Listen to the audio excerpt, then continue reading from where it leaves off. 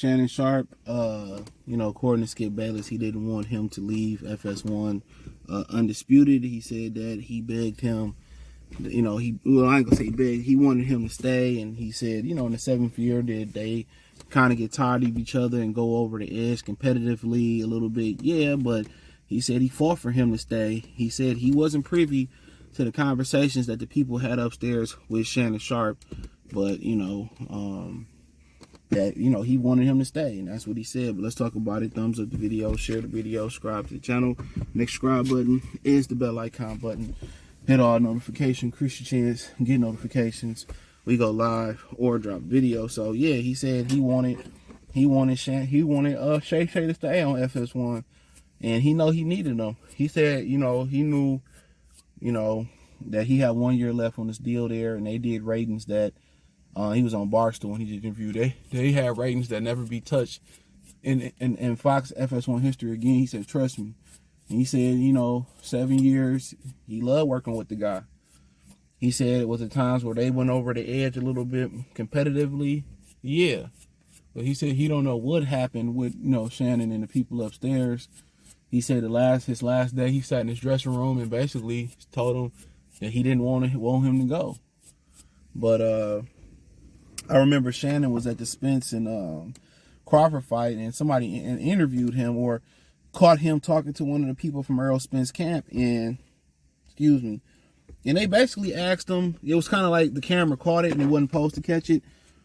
It was on a red carpet, and they asked him what happened with with the show, and he said they think they can do better without me. So for the most part, it sounded like it wasn't a Skip Bayless decision. Also, remember, I think a lot of this stuff started when Skip basically had their comments about DeMar Hamlin when he almost went to the upper room on the field. And he said they should have still played the football game. So Shannon felt, and a bunch of NFL players felt that, and people in general felt that, Skip was being, insensitive. So remember, Shannon Sharpe didn't show up on purpose to the show and let Skip do the show by herself.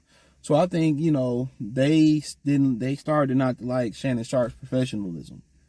He started to put his principles before professionalism. They ain't like that. So I think that's pretty much where it started at, when he didn't show up to that. I don't know what happened first, the argument or that.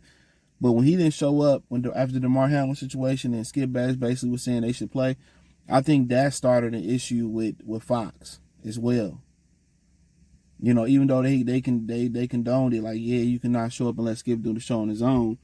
I think that started the issue. Do I think it played a big part of the point where he told him to put your glasses back on after the Brady comment? Yeah, I think that played the part. With that being on national TV, and then you got black people always saying, "Oh, that wouldn't happen to me," or I wouldn't allow them to do that to me. And yeah, you hear black people say that all the time. You hear them say it all the time. But these the same black people that won't do nothing. I seen the video that my boy from Texas sent me where this white kid was in the room saying the N-word with the ER on there. And none of the black kids did nothing to him. All they did was verbally threaten him. And the teachers removed the black kids from the class, but not the disruptor. Not the student. So yeah, that it is what it is.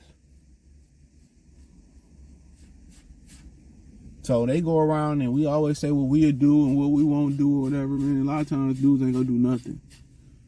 So social media played a big part in throwing a wedge between them two. Shaming Shannon. Oh, Shannon should leave. Shannon should do this. Shannon should do that. And that's what social media is. A whole bunch of people giving an opinion, and they was in his shoes. They would have did the exact same thing, and he remained professional. Because he probably wanted to hurt Skip Bayless. He started getting emotional, and Skip hit a sensitive spot with Brady, and he better than you and all that type stuff. So if without Shannon right now, Skip ain't on TV. He's a social media influencer at this point. He doing his podcast and shit that don't nobody really watch.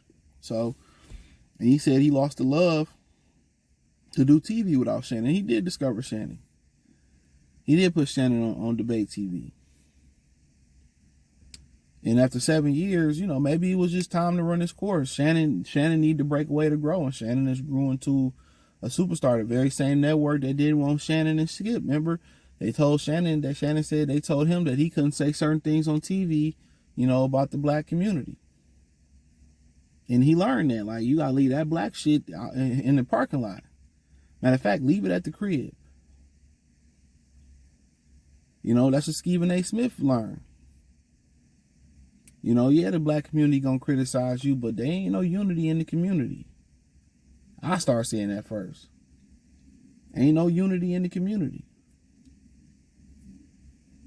So why not? Everybody else can come in, you know, can any other ethnic group can come in and use and abuse the black community and leave. So shit, well, why not? They can call me a raccoon all they want to. He basically saying I'm laughing to the bank. But yeah, you know, of course. But 7 years is 7 years. You know, First Take, when it was cold pizza back in the day, it came First Take, it had plenty switch ups. It had plenty switch ups. But yeah, of course, he needed Skip to survive. He needed Shannon to survive. You know, he needed Shannon to survive. That's what it was. He needed Shannon to survive. And that's the honest truth. You know, Shannon became a star. And part of that probably was that little outburst he had about Brady. Part of that probably had to do with Shannon being bigger than him. And Stephen A. finding out that Shannon is the bigger superstar than he is too. He finding that out quick, fast, in a hurry that Shannon is a bigger star than he is. So, but like I continue to say, man, it's interesting. Very interesting. Very interesting, bro. So, you know, and you know, for those who followed the Broncos and the Ravens back in the day, we knew he had personality. So, it's not a surprise that in this era that he blowing up and, you know, he doing his thing. You know, he was on NFL Network, Inside the NFL. You know, say what you want to say. He put Chad Johnson on. Or Ocho Cinco, he put him on. So he putting his people on too. So, you know, he learned to deal with the criticism and the backlash that come with it. But hey, check out the music entertainment playlist. Thumbs up the video, share the video, subscribe to the channel. The subscribe button is the bell icon button. Hit all notifications, increase your chance. Get notifications. We go live and drop video. Hit the link tree. Find me on Patreon. Won't be disappointed. Spotify, Anchor, Cash App, Venmo, PayPal. Appreciate the love and support. X, Instagram, the whole nine. Peace.